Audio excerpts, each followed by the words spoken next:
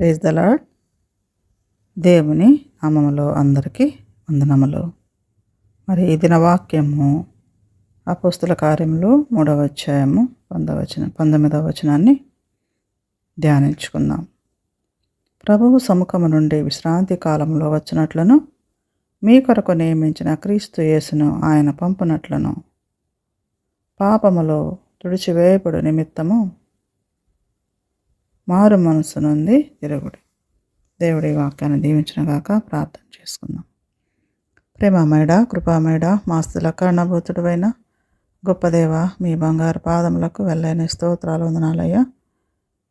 ప్రభాతండి నాని చదవబడిన వాక్యముల మర్మాన్ని మేము గ్రహించి మేలు పొందుటకు మాతో మాట్లాడమని ఈ కొద్ది వినపను ప్రభువు పేట వేడుకొని ప్రార్థన చేస్తున్నాం తండ్రి. ఆమేన్.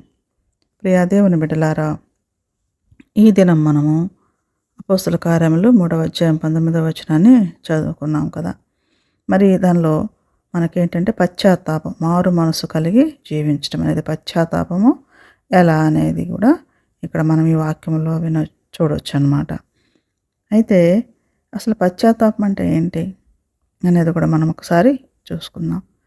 పశ్చాత్తాపం అంటే కేవలము తప్పును ఒప్పుకోవడమే కాదండి, హృదయంలో నిజమైన మార్పు పొందడం అనేది. దేవుడు కోరుకునేది ఏంటి? మన హృదయంలో నిజమైన మార్పును కోరుకుంటాడు. ఊరికి కాసేపు ఏదన్నా చేసినప్పుడు అయ్యో నేను ఈ పని చేసేనే దేవునికి ఇష్టం లేని పని అని మళ్ళా దాన్ని అప్పుడు సర్దిద్దుకోవడం, మళ్ళా చేయడం అలా కాదండి. ఒకసారి మనం ఆ తప్పుని ఒప్పుకున్న తర్వాత దాని హృదయంలో నిజమైన మార్పుని పొందాలన్నమాట. ఒప్పుకొని వదిలేయటం, మళ్ళా ఒప్పుకొని వదిలేయటం కాదు, కానీ నిజంగానే మనము మార్పుని పొందాలని దేవుడు కోరుకుంటున్నాడు అనమాట. దేవుని ఎదుట మన పాపాలను అంగీకరించాలి, వాటి నుండి తిరిగి ఆయన వైపు తిరగాలి. నిజంగా మనం చేసే ప్రతి పాపము, ఎన్నో పాపాలు చేస్తూనే ఉంటాం, కానీ ప్రతి పాపం కూడా మరి ఏం చేయాలి? మనము అంగీకరించాలి. దేవా, నేను తెలియక పాపం చేశాను, నా పాపాన్ని క్షమించయ్యా, నేను ఇంకా మళ్ళీ ఎప్పుడు కూడా చేయను అని మన పాపాన్ని మనం ఒప్పుకోవాలి. ఒప్పుకొని అప్పుడు వాటి నుండి తిరిగి ఆయన వైపు తిరగడం అనేది పశ్చాత్తాపం కింద వస్తుందన్నమాట. అలాగే కానీ అలా కాకుండా మన పాపాలని మనం కొన్నిసార్లు అంగీకరించాం. ఏం చేస్తాము? మనము మనుషుల దగ్గర వంకినట్లుగా దేవుడి దగ్గర కూడా అబద్ధం చెప్తాం. ఏంటి? నేనేం చేయలేదు అని, నేనే పాపం ఎరగను, నేను పాపిని కాదు అంటాం. కానీ దేవుడు గమనిస్తూ ఉంటాడండి. ఆయన మర్మాలను ఎరిగిన దేవుడు కదా, అన్నీ తెలుసు మన గురించి. మనము గర్భంలో రూపింపక మునిపే మన గురించి ఆయనకు తెలిసినవాడు కాబట్టి మరి ఆయనకి ప్రతి ఒక్కటి కూడా మన గురించి తెలుసు కనుక మనం దేవుని దగ్గర అబద్ధాలు చెప్పకూడదండి. నిజంగా పాపం చేసి ప్రతి ఒక్కళ్ళము పుట్టుకతోనే పాపలం కాబట్టి మనం స్వతహాగా పాప స్వభావాన్ని కలిగి ఉన్నాము. అయితే దాన్ని ఒప్పుకోవడంలోనే దేవుడు మనల్ని గుర్తిస్తాడు, ఆయన క్షమిస్తాడు. అప్పుడు మనల్ని ఏం చేస్తాడు? దేవుడు క్షమించి కొత్త జీవితాన్ని ఇస్తాడనమాట, కొత్త ఆరంభం. మనం ఆ పాపాలన్నీ ఒప్పుకొని వదిలేసుకొని దేవునిలో ఉన్నట్లయితే, నిజంగా దేవుని మనం ప్రేమించినట్లయితే, నిజంగా దేవుని మనం ప్రేమిస్తే అందరినీ ప్రేమించేసి మనసు మనకి వస్తుందన్నమాట. అలాగే దేవుడు ఉండాలని మనల్ని కోరుకుంటున్నాడండి. మరి పశ్చాత్తాప హృదయం దేవుని కృపను అనుభవిస్తుంది కదా. మరి మనం పశ్చాత్తాపం కలిగి జీవిస్తే దేవుడు కూడా ఎంతో ఆనందిస్తాడు. దేవుడు కూడా మరి మనల్ని ఎన్నో పాపాలు చేసినా కూడా క్షమిస్తూ వస్తున్న దేవుడు కదండి. మరి అలాంటి దేవుడు మరి మనం పశ్చాత్తాపం కలిగితే ఆయన వదిలే దేవుడు కాదు.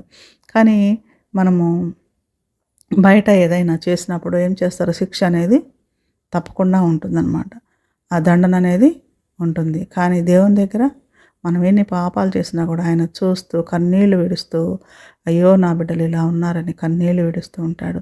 అదే మనము కనుక ఆయన్ని మనము నా తప్పులు, నా పాపాన్ని క్షమించయ్యా అని పశ్చాత్తాపడ్డామంటే ఆయన మాత్రం మనల్ని హక్కున చేసుకునే దేవుడుగా ఉంటాడు. కాబట్టి మరి ప్రియ దేవుని బిడ్డలారా, మరి దేవుడు చెప్పిన వాక్యాన్ని మనము అనుసరించాలని దేవుడు కోరుకుంటున్నాడు అనమాట. అయితే అలాగే పశ్చాత్తాపం అంటే ఏంటంటే ఒకటి మనసుని మార్చుకోవటం అనమాట. చేంజ్ ఆఫ్ మైండ్, మన మైండ్ని మార్చుకోవడం. పాపంలో నుంచి మనము దేవునిలోకి రావడం, ఆ మనసును మనము మార్చుకోవడం అన్నమాట. పాపం పట్ల ఉన్నటువంటి దృక్పథాన్ని మనం మార్చుకోవడం. ఎలాంటి పాపం మనలో లేకుండా మనము ఏం చేయాలి? దేవుని దగ్గరికి చేరటం. దేవుని చెంతకు మనం వచ్చినట్లయితే, దేవుని సన్నిధిలోకి మనం వచ్చినట్లయితే మనము పాపం పట్ల ఉన్న దృక్పథాన్ని మార్చుకోగలుగుతాము. అలాగే రెండవదిగా పాపం నుండి తిరగడం, టర్నింగ్ ఫ్రమ్ సిన్. అంటే పాపం నుండి మనము పాపము చేస్తూ ఉంటాము. ప్రతి మనిషి కూడా ఏదో ఒక పాపం చేస్తూనే ఉంటారండి. మనం ఎవ్వరం కూడా ఏ పాపం చేయలేదని ఏ ఒక్కరు కూడా అనుకోవడానికి లేదు.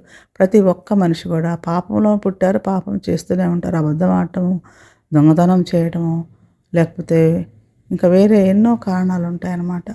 మరి ఇవన్నీ కూడా దేవుడు మరి అసూయ ఉంటుంది, ద్వేషం ఉంటుంది, వ్యభిచారం ఉంటుంది.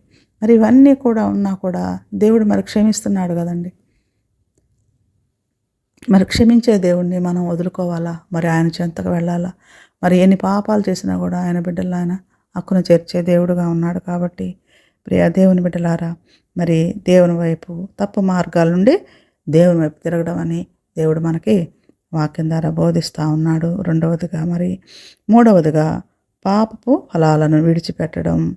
మనం ఏ పాపం అయితే చేస్తున్నామో ఆ ఫలాలను మనము మంచి ఫలాలని మనము కలిగి ఉండాలని దేవుడు కోరుకుంటున్నాడు. పాపపు ఫలాల్ని విడిచిపెట్టాలని దేవుడు కోరుకుంటున్నాడండి. చర్యల్లో స్పష్టమైన మార్పు చూపడం. అంటే మనం చేసే క్రియల్లో, పనుల్లో మనము దేవుని పట్ల మంచి క్రియలను చేస్తున్నట్లయితే మనం మాట్లాడటమే కాదండి, క్రియల్లో కూడా మనకి పని ఉండాలి. మంచి పనులు చేయగలిగి ఉండాలి. అది దేవుడు చూస్తూ ఉంటాడు.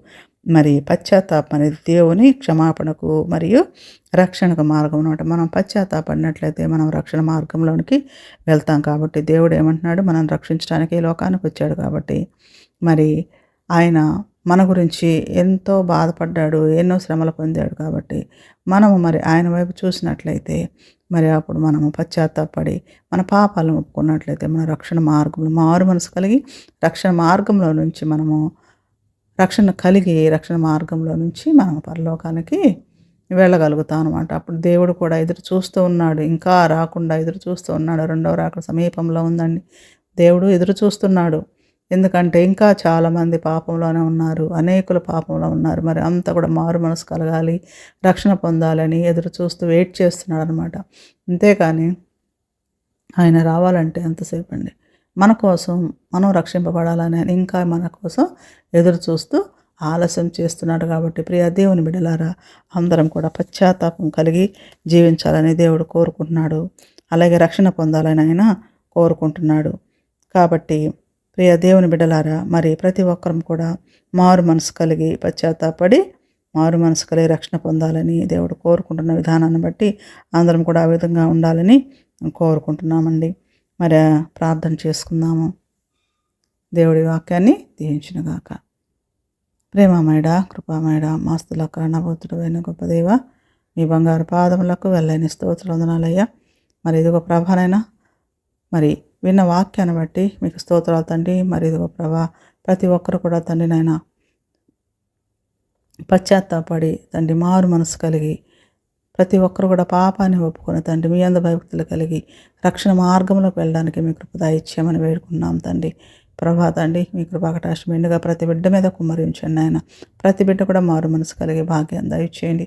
ప్రతి బిడ్డ కూడా నాయన తండ్రి ఇదిగో ప్రభా మీ సన్నిధిలోకి వచ్చే భాగ్యం దయచేయమని, మీ బిడ్డలుగా జీవించే భాగ్యం దయచేయమని ఇదిగో ప్రభా తండ్రి, ప్రతి ఒక్కరి హృదయంలో తండ్రి నాయన నీరు కట్టి ఫలింపు చేయుటకు వాక్యాన్ని తండ్రి నాయన మీ కృపాకటాక్షం మెండుగా కుమ్మరించి మీరే మాట్లాడమని ప్రభా ప్రతి ఒక్కరితో మాట్లాడమని వేడుకుంటూ యేసుక్రీస్తు ఉన్నతమైన నామంలో వేడుకొని ప్రార్థన చేస్తున్నాం తండ్రి. ఆమేన్.